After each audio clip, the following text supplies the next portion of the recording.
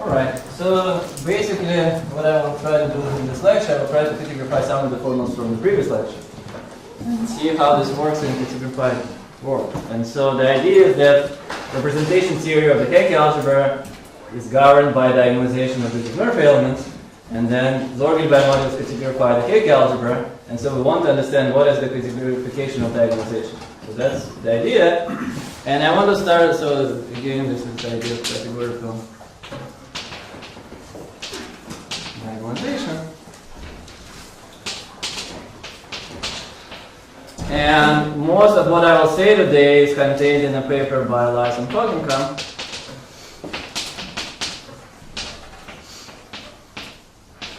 And I think it's really a beautiful idea, and it can be applied in many other situations, not only for the categorified Hecke algebras, it's completely general. Okay, so recall what is the diagonalization. So linear algebra.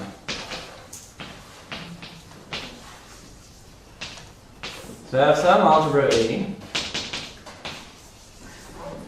and I have some elements, so maybe to match the notations in the previous lecture, let's call it L and A. And we say that L is diagonalizable with a simple spectrum.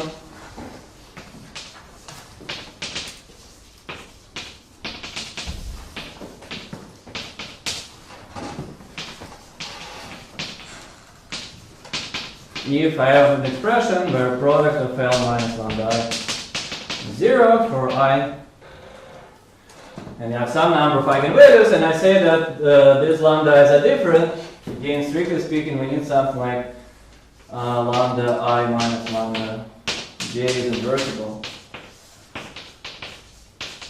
But soon we'll see it's not so different. And so we know what to do in this situation, so we can build this object, so let me call Fi, again to match the previous lecture, which are product over j not equal to I, L minus lambda j over lambda I minus lambda j.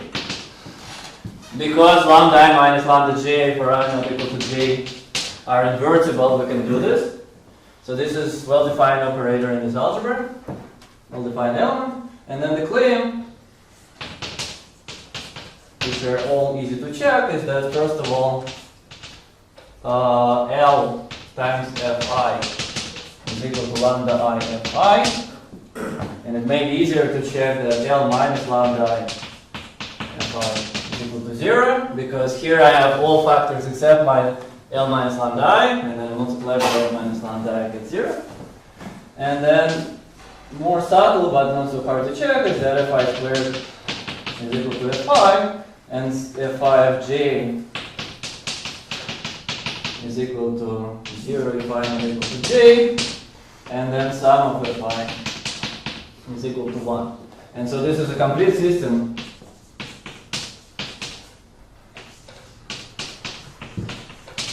of idempotency. And so once you think of them again, not as exactly eigenvectors of L, but rather as projections to eigenspaces for L. So this is all well known. So before we move on, so let me just make one small remark about this. So what follows, we'll say that, let's take, we have two eigenvalues. So we have just lambda 1 and lambda 2. And I can write F1 to be L minus lambda 2 over lambda 1 minus lambda 2. And then I want to expand this as power series. So I want to say that this is lambda 1 inverse times L minus lambda 2 times what? So this is 1 minus, I guess, lambda 2 over lambda 1 plus lambda 2 square, lambda 1 square, plus so on. And depending on our actual situation, we may hope that this might converge. So this sometimes converges in a completion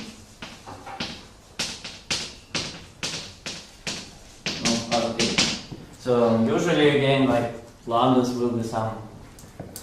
If lambdas are integers, we can't really do anything. If lambdas are powers of q, as common in the Hecke algebras, we can have some lone formal power series in Q, and then it makes sense to consider this lone power series when we work over actually algebra of power series. And it is important to say that it's really important to the order of lambda 1 and lambda 2 in this expression is very important. So for example, if lambda 1 and lambda 2 are complex numbers, this makes sense if lambda 2 is less than lambda 1 in absolute value. And so to make sense of this expansion, we really need to order eigenvalues. And in principle, we can do the same thing for the whole product if we have more than one eigenvalue. But again, we need to order eigenvalues by absolute value, let's say, or by some kind of norm. And then we have to distinguish if I is bigger than j and I is less than j. So there is some small technical thing here which is kind of bizarre algebraically, but it will be very important in categorical level. And why I'm doing this, because so this formula, when I have a fraction, it's really hard to categorify. If I have an infinite sum or something like this makes better sense. Okay.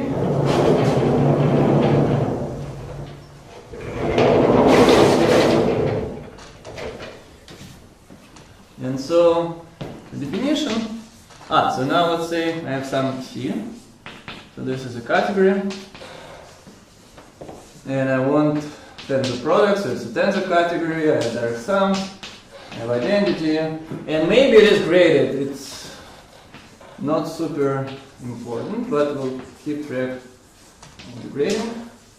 So in particular, we can take the category of Zorgin binomials as our random examples.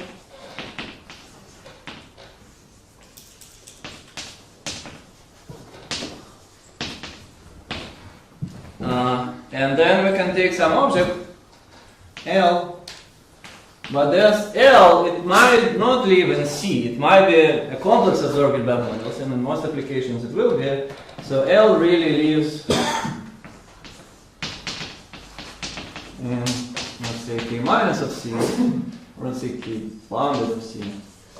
So this is homology category of complexes.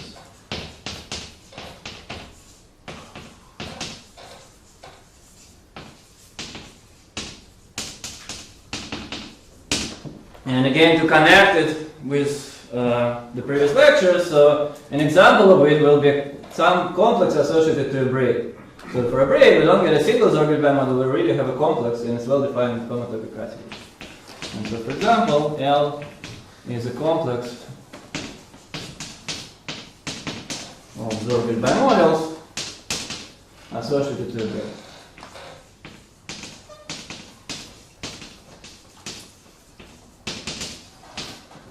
And now, in this generality, we can say that P is an eigenobject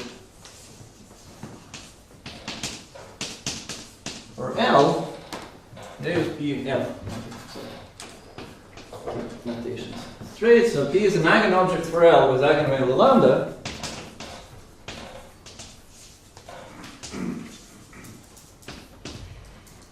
If so, first of all, F should live where? So if L is a complex, then F is also allowed to be a complex. And in principle, it could be infinite. So let's say that F is in K minus of my category. So this is bounded above complexes.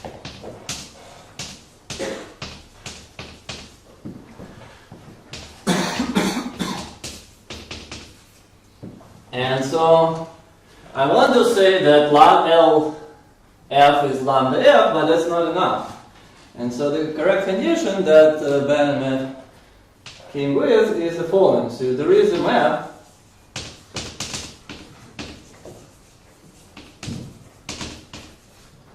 let me call it alpha, which goes from identity shifted by lambda to F. Such that if I take identity, so if I take, let's say, alpha tensor identity on P, this will go from P shifted by lambda to F tensor P, and then that should be an isomorphism.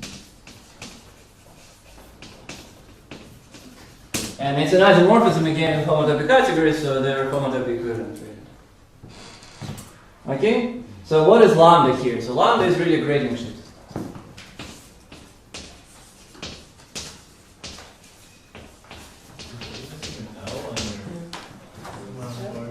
Yes, sorry, I keep mixing notations. Okay, sorry about that. So the eigenvector will be f, sorry. Okay. So this is, it goes from f to L times f. Sorry, I mean, I usually think about it as, huh? Is there not also an alpha? And there is an L here, sorry. That's okay. It's a bad idea to change notations right before the talk. Okay. So the map should be from identity to L. L is the thing that I want to diagonalize, and then I want to say that F shifted by lambda is L times F. And so again, the categorical motivation is that I want to say that we want to categorify the equation that LF is equal to lambda F. But to categorify this properly, we need to choose the isomorphism, and this is somehow the natural way to do this. And so an eigenobject comes not only with eigenvalue, but also you have this new information, and this is what they call eigenmap.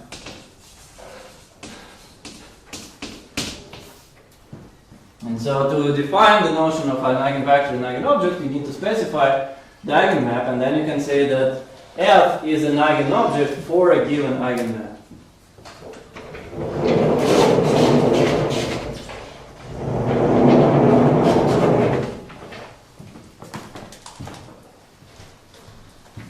Is lambda or is an integer? Is lambda integer? Lambda is an integer, or it's some power of q and t rather. I would say it's a gradient shift. So like in all these constructions, let's say with ordered bimodals, we say that the gradient shift is multiplication by q, and we have homological gradient shift which is multiplication by c. But it's important to say that this gradient shift, so this category that we're working in, is graded. And it may use that gradient, but it also may use some homological gradient. So it involves both internal and homological gradient.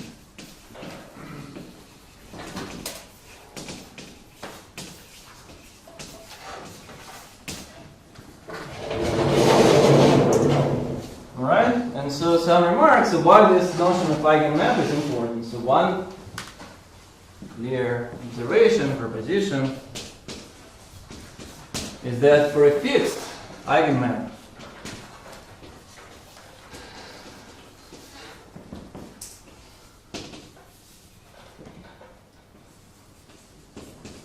alpha, which goes from identity shifted by lambda to L and not to F,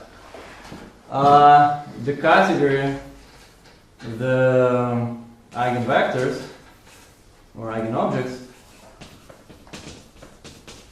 form a triangulated category.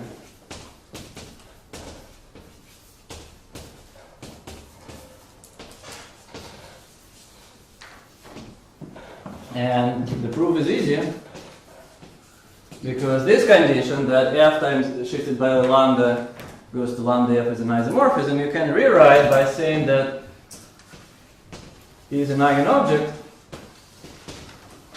if and only if I take the cone of alpha. So I take the cone of this thing, and I tensor with f, and that's 0. And so this cone tensor with f is definitely the cone of that map, the cone of isomorphism is 0. And then this is a fixed complex, and then we say that, well, if I have two complexes f, I can take direct sum, I can take cones, I can take anything here, so this is a really linear condition. And again, in decategorified length, we will just say, so this categorifies the condition that L minus lambda times f is equal to 0. And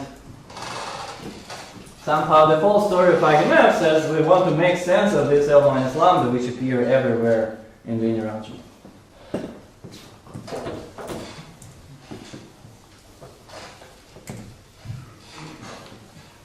It should give this formula needed. And so now the next definition is that F is diagonalizable, L is diagonalizable.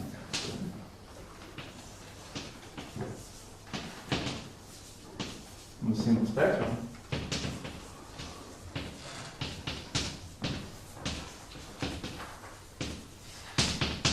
If there are maps, which are, could be eigenmaps with some maps, alpha I, we go from identity shifted by lambda I to L, such that the tensor products of cones of alpha I is 0. And again, this categorifies the equation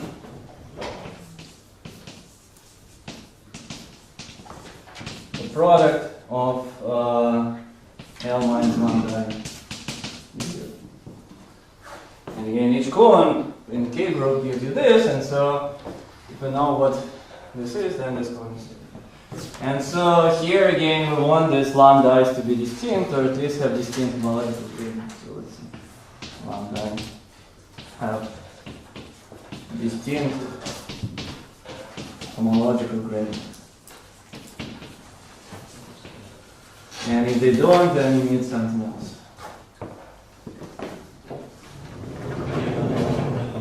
Huh? Are you allowed to have infinitely many lambda i's? No, let's allow finitely many then.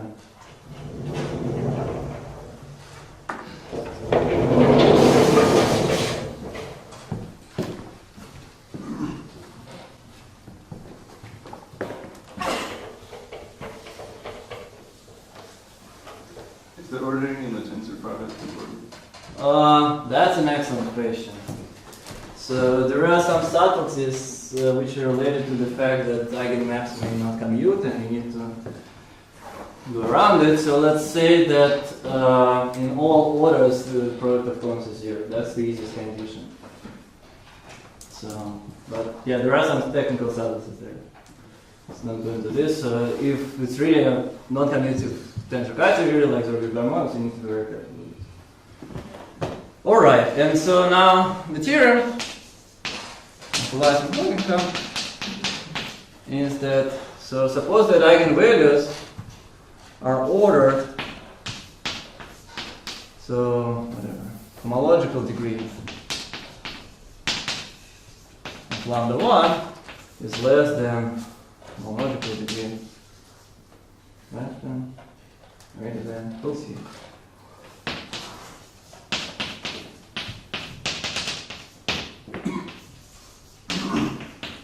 So I finitely many eigenvalues and they're ordered by homological degree. And so L is diagonalizable in that sense. Then there exists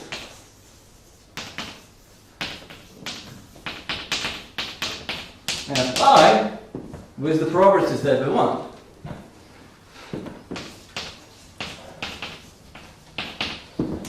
So first of all, Fi is an eigenobject. So Fi tensor the cone of alpha I is 0. So this is Fi is an eigenobject for alpha I. And then they are idempotents. So Fi squared is Fi. They are orthogonal.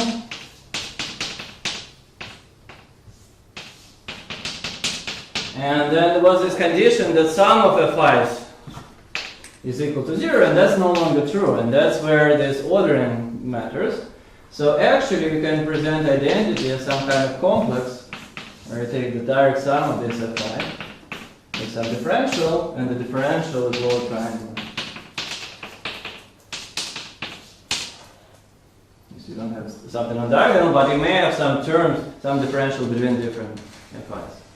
And so this gives some kind of semi-orthogonal decomposition of this category of complexes.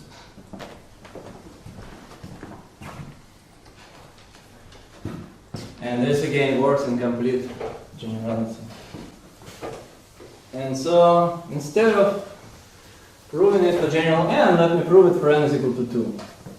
Because notorious becomes slightly more complicated.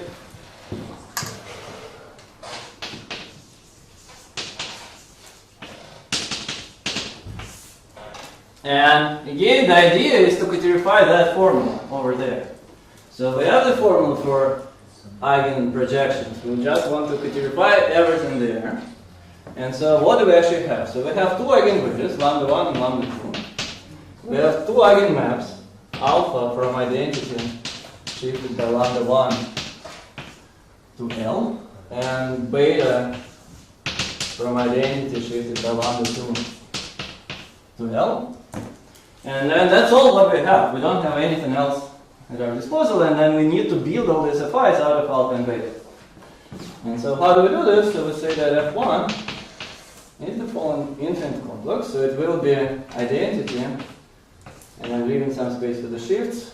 So it goes to L, and it goes to L, and it goes to identity, and it goes to L, and it goes to identity, and it goes to L, identity, and it goes all the way to negative infinity. And so the maps are just alpha, beta, alpha, beta, alpha, beta, alpha, and so on. And so again, to be careful with the grading shift, so let me try to do this. So alpha goes from identity shifted by lambda 1 to L. And then, do I want, I actually want beta here, so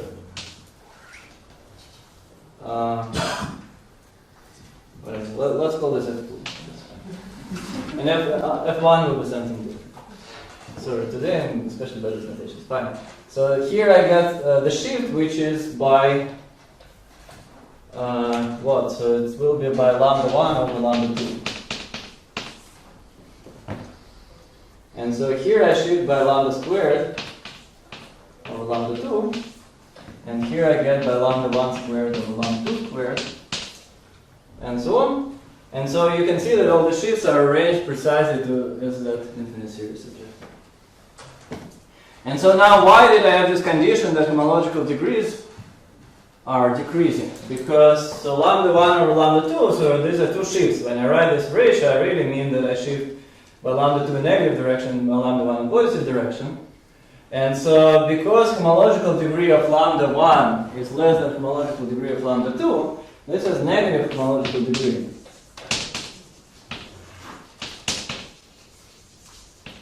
And so this infinite complex actually makes sense. We keep shifting things in negative direction, so I will get an infinite complex, but at least it will be bounded above and it's well defined.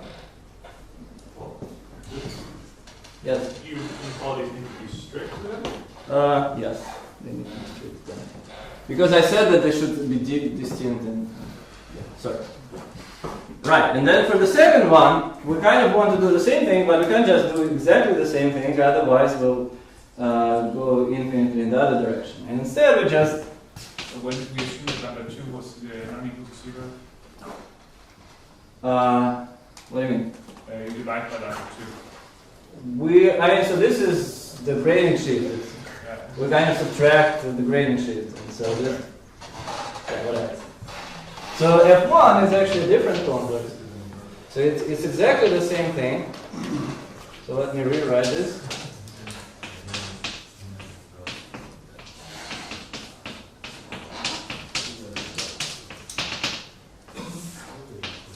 Alpha beta.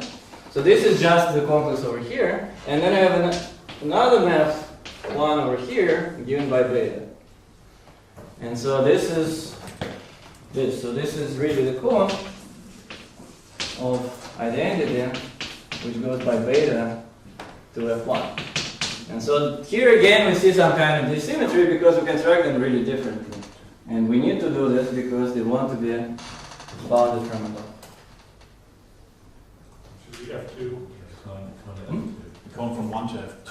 Or F2, sorry. Yes, sorry. Okay. Okay, Okay, and then from this description that f1 is cone from 1 to f2, you can see that 1 can be presented as a cone of some natural map between f1 and f2, maybe shifted. And so this gives us this triangular decomposition.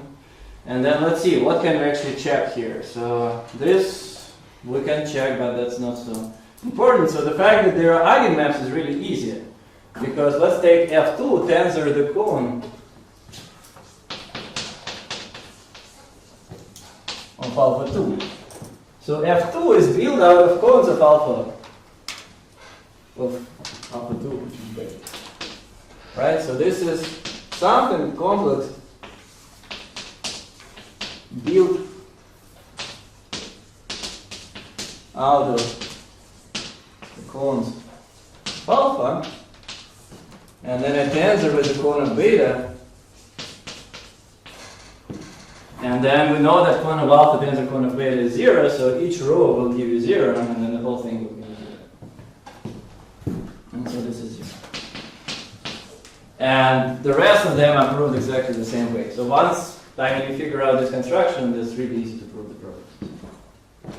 And then for more, it's essentially the same thing, but you need to distinguish. So you have this big product, and you need to distinguish if I is bigger than j or less, and you use either this or that, essentially. Okay. So that's the theory, in short. And so what are the examples? So in general, will the compass be labeled by n dimensional cube or something like that? Say it again? In general, will the Yeah, it will be kind. I mean, it's not a cube. It's kind of cube times this infinite line or something like this. Yes. And also, well, let me just remark. So, if we don't care about this projector formula, we just want to construct an eigenvector. We can take, let's call it ki. It will be important. Then we just take the product for j not equal to I, the cone of j. And that's clearly an eigenobject for alpha I.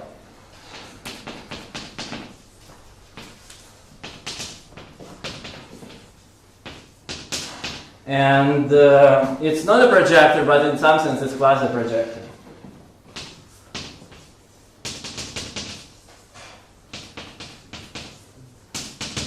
And so sometimes it's easier to work with these because they are finite and not long infinite complex. Okay, so now why do we care?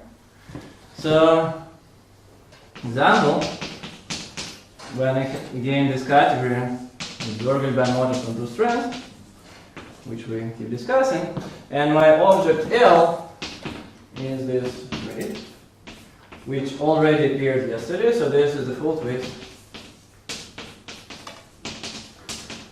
on two strands. And then recall that the corresponding complex will be D to B to R in this orbital category, and then I need to construct eigenmaps. And I can do this, so this is my head. And so there are two maps, I'm going to draw them in color.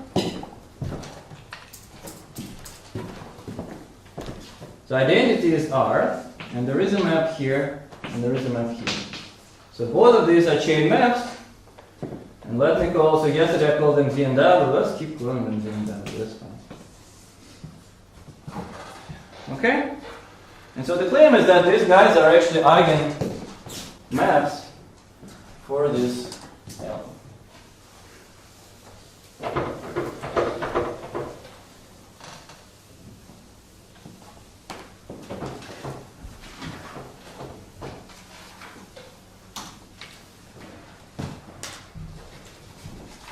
Okay. And the cone of Z and cone of W is 0. And know that, like, I didn't write the degrees because I don't want to, like, write all these degree shifts super precisely and write different conventions, but what's one important thing is that they have different homological degrees. So R lives in degree 0. So one of them has degree 0 and another has homological degree 2. And that's very important. So, how to prove that the product of cones is 0? Well, so cone of W is just B to B, because we kill this R, and cone of Z is R to B to B to R. And put this already. And then you want to prove that this tensor this is 0. It's actually easier to check that cone of Z tensor B is 0. So it kills B. And once it kills B, it kills two copies of B. And so this is just B goes to B square, goes to B square, goes to B, and that you can do some more sophisticated argument, or you can just use the fact that B square is equals to QB, and Gaussian elimination shows that everything cancels. And so this is 0, so this is 0, and so we can construct the complexes. We can construct this suffice, we can run this whole machine very easily. And so let me construct one of the eigenmaps, one of the eigen objects.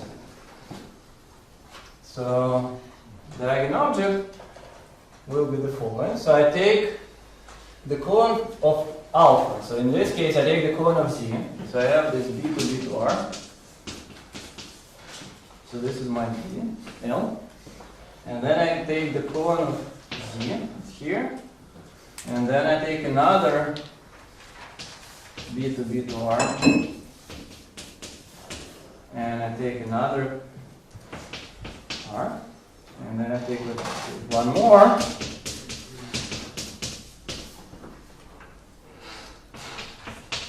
And then I have a map. So this is the map G, this is the map W, this is the map G, that is the map W, and I continue infinite. And so what happens is that this R kills this R. So you can actually simplify this complex and say that this is the same thing as you get just R, B, B, B, B, B, B, and so on. So you have just R, an infinite chain of B's, which is usually drawn horizontally, but I don't have space. Okay, and so this is what is called categorical Jones-Wenzel projector, and it was studied by many people in the audience, so I'll get to a more general definition in a second, but that's a construction of this eigenobject. So this is an infinite complex, it has one copy of R, infinite number of B's, and so this is, let's say, F1, and this is definitely an eigenobject for the full twist. Okay? Any questions so far? Right. And so, let me do one more example, which is completely unrelated to this.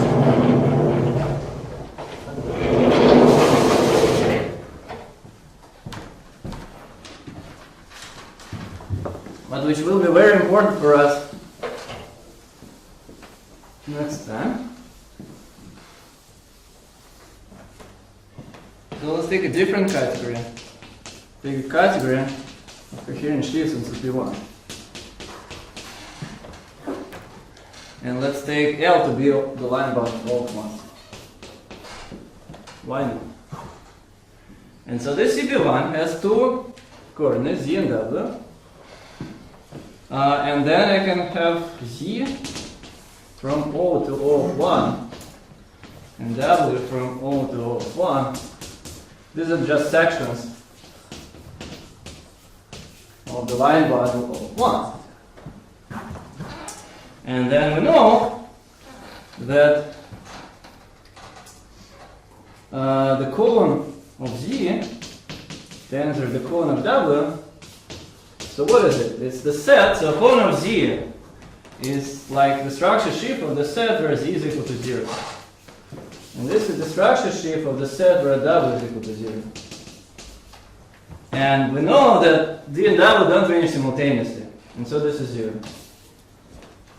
And so this means that Z and W are eigenmaps for O of 1.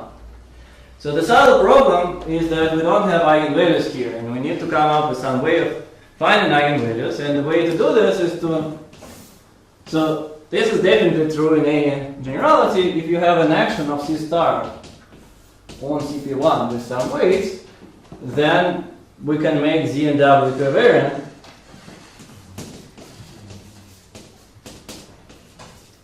And they have weights, let's say lambda 1 and lambda 2, which can be the same or can be different. And if they are different, one can actually use this machinery to construct eigenobjects. And I will describe them on Friday, I guess.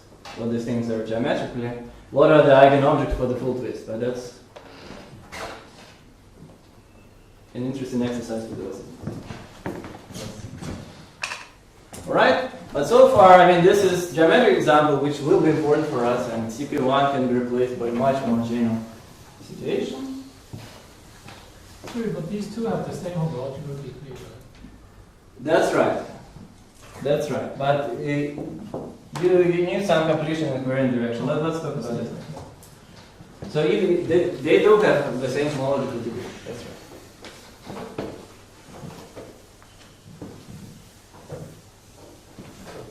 Okay. And so what's more relevant to most of lectures today actually is the following result. So this is a big theorem of Elias and Hogancamp.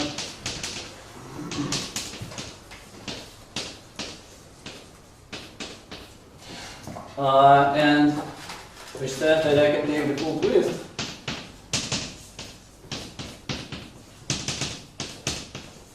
on n strings,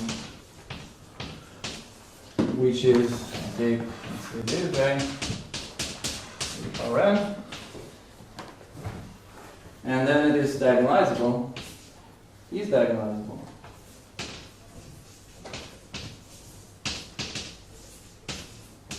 in category of complexes sorted by models. So you can find eigenvectors and eigenvalues, and I'll see what the eigenvalues are in the second. And so,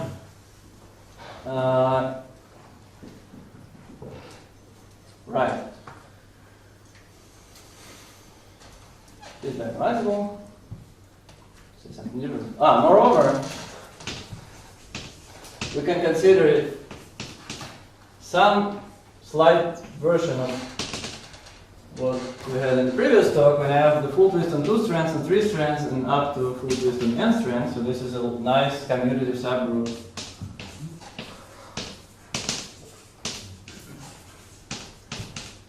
In the Bray group, which is essentially the generated set of this Gilpin set in subalgebra. And then I chose these guys by some reason. Well, they chose these guys by some reason instead of just Murphy elements. And then they leave. So if we use this construction, then for every braid we get a complex of bimodules. So these are some complexes of bimodules. They still commute. And so they can be diagonalized simultaneously in appropriate sense.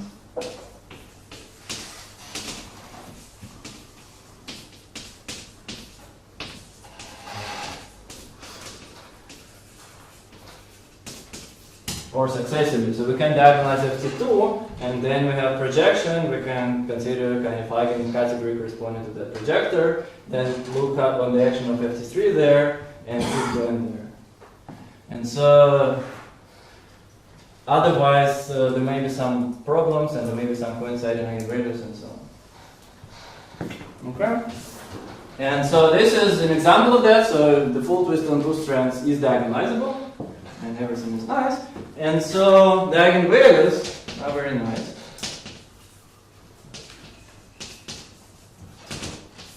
So they are labeled by Young diagram. And I take a Young diagram, and I take a box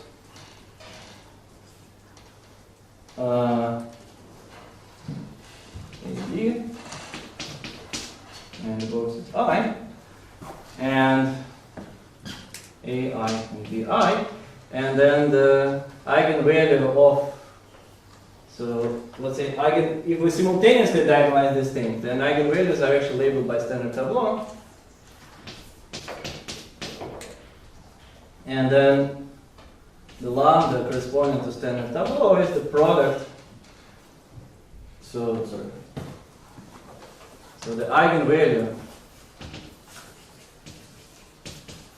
for the full twist K on standard tableau T is the product over all I less than or equal to K of Q to AI and Q to BI, where A and B are again coordinates of these things. So I take all boxes with indices less than or equal to K.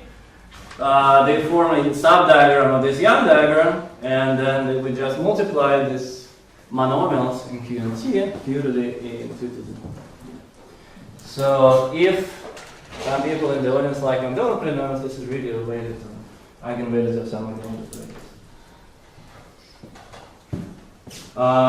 And so the remark here is that unfortunately or fortunately we can't do this for this nerve elements.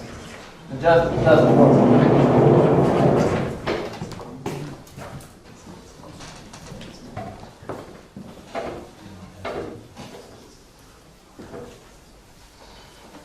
So does the diagonalization in this sense induce a diagonalization in the K group?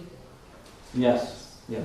Diagonalization in this sense always induces diagonalization in the K group, and so the remark is that the juiciest Murphy element, Li,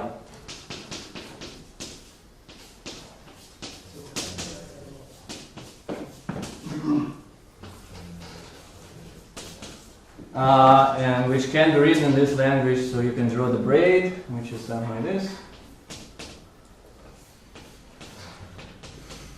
So that up to some normalization, they're slightly different from what we had in the previous talk, but essentially the same things.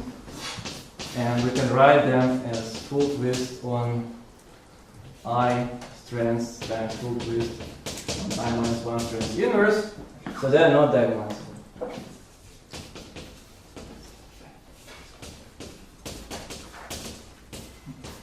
And so that's a new feature of this categorical theory, that there are just not enough eigenmaps to diagonalize these things.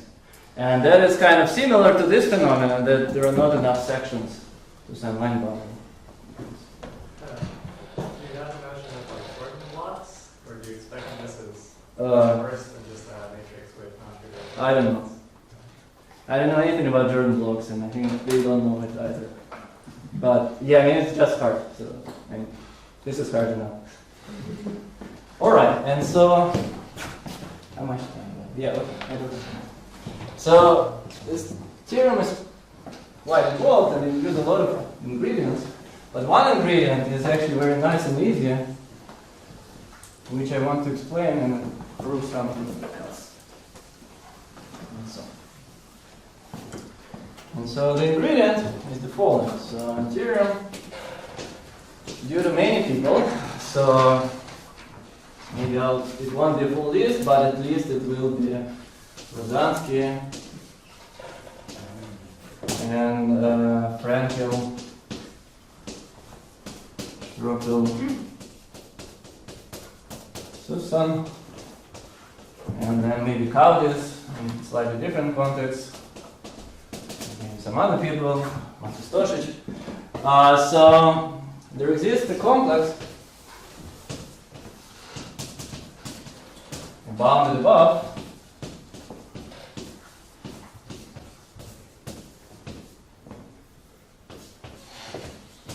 complex, which I will just denote by this thing. There is an n strands. I can write Pn here sometimes, but most of the time I'll just write this box with the following properties, such that first of all, Pn squared is the same as Pn, and Pn, so let me just draw this. So if I have Pn and x I'm crossing, then this is Pn, maybe up to some grading sheet.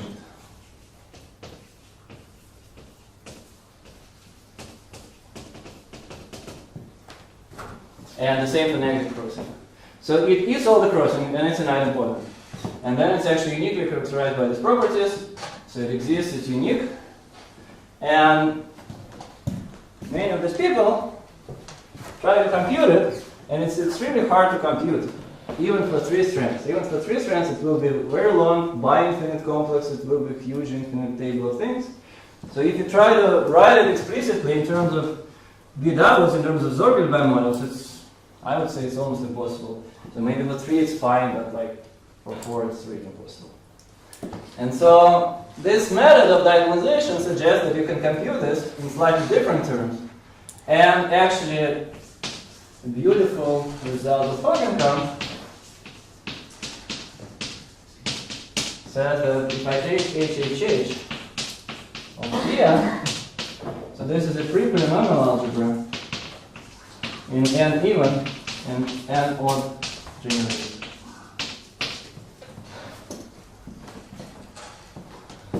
So not only you can describe it in some more explicit terms, you can actually compute this HHH, and that was, so historically this was before this diagonalization procedure, but this is really motivated by this, and this is really how one should think about this, and this was essentially the first computation when people computed anything about large knots in HHH. So how does it work? So let me draw it. And so the idea is of how to construct P by induction. So idea is that we start from Pn, we add a strand, and then we project to the eigenspace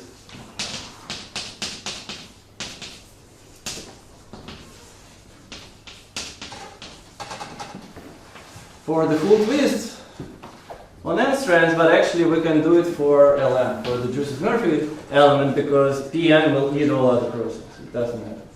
At least I declassify this is just how it works.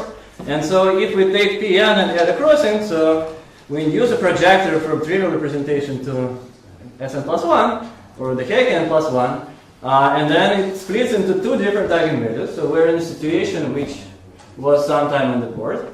And we project into one of the eigenspaces. And we can use this projection explicitly. So we can run all this machinery, and we can just say that Pn plus 1, by definition, is the following thing. So I take Pn, and a trivial thing. Okay, let me stop writing this, because it will take a lot of time. Then I get Pn, and this Drusus-Murphy, so I can do it like this. And then I have again Pn and the Drusus-Murphy, and then I have just Pn, and then a Hilbert. And again, so the claim is that there are 2 maps, alpha and beta, which one can write very explicitly, and again construct them as essentially by induction. And then once we know this map, we can construct Pn plus 1 using this procedure. And then one can prove that this is really a projector, it will really eat all the crossings, and essentially you need to check that it eats this crossing, but this works. And so this is not good enough, because, well, that's complicated complex. What do we do? So the trick is, first of all, we know that Pn plus 1 eats all the crossings. And so we can rewrite this in a slightly different complex, where now I have negative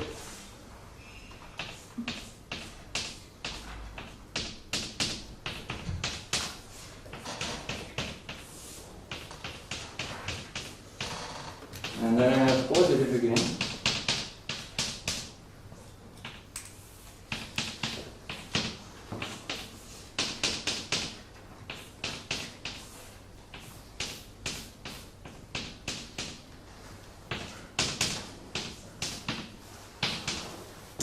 So what did I do? I just multiplied by this break. And then it canceled this part over here, but we know that Pn plus 1 eats all the crossings, so nothing really happened here.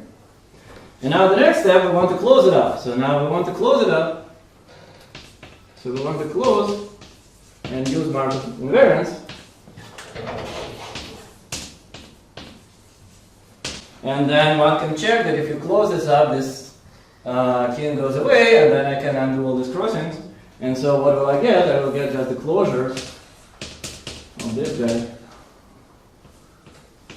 So let me just write the closure of Pn goes to the closure of Pn, goes to the closure of Pn.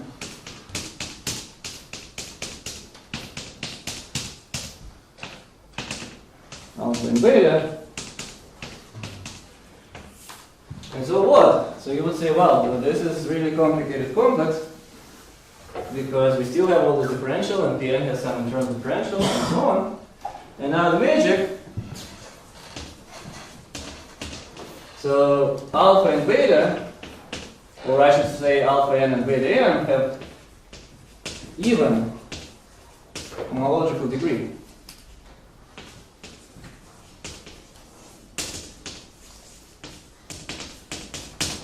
And so all these eigenvalues, so this alpha is really changing the gradient, and beta is changing the gradient in some way. And so all these maps, they have even homological degree, and you can just construct them. And so this means that all the things that we'll construct from here, if we account for degrees correctly, then if Pn is supported in even homological degrees, then we can take first homology of Pn, and then the spectral sequence collapses, because there is nothing there.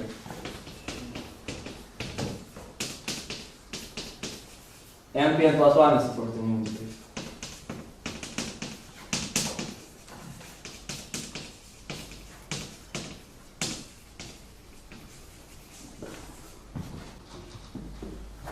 And that's essentially the full proof.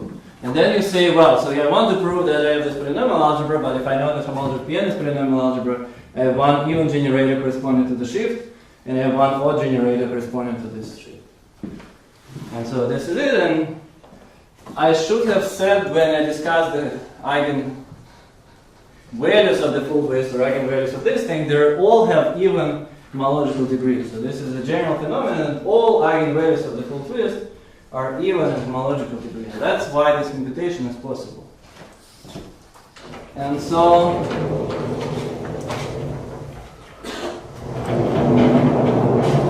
maybe let me stop here. So I want to say one more remark, which I made in the beginning, but I want to just emphasize. So again, if using the same method or similar methods,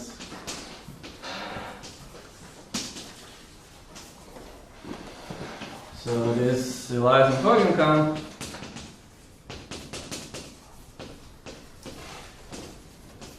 and Mellit prove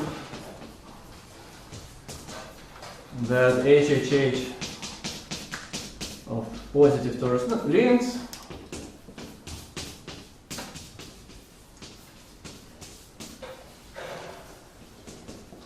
is supported in even degrees.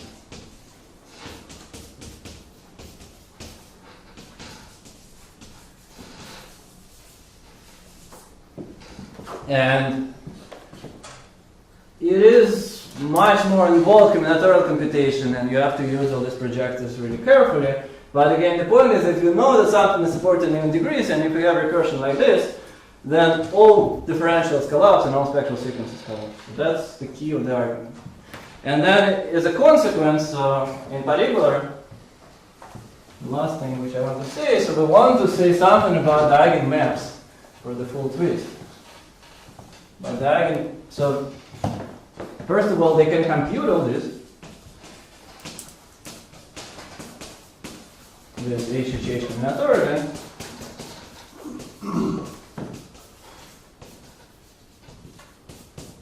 And moreover, so the eigenvalues, the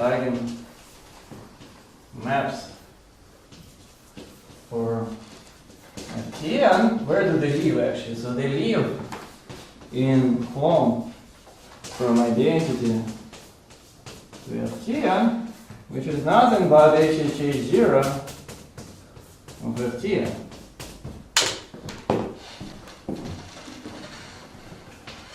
And so by this computation, they have even homological degree. And they use this computation because to construct this eigenmap, you have to find some actual classes in. So you have to find some actual homes, you have to find some actual classes in HHH, and if we know the whole HHH, yeah, you can find these classes, and then you need to prove the properties. So I think that's it.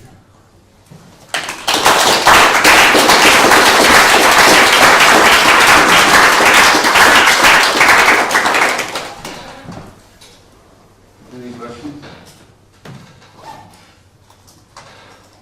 So is it right to think of these FTMs as somehow like replacing the uses for elements in this category? This is the product of all juices miracle. Product. Yeah. So this is just the product of all juices miracle. So you can take successive products. You take L2, L2, L3, L2, L3, L4, and so on. And again, the subtlety of this categorical story is that individual Li are not diagonalizable. They don't have enough maps essentially from identity. But the product has enough maps from identity, so there are some maps from identity to the product which are not products of map to individual factors, and that's what works.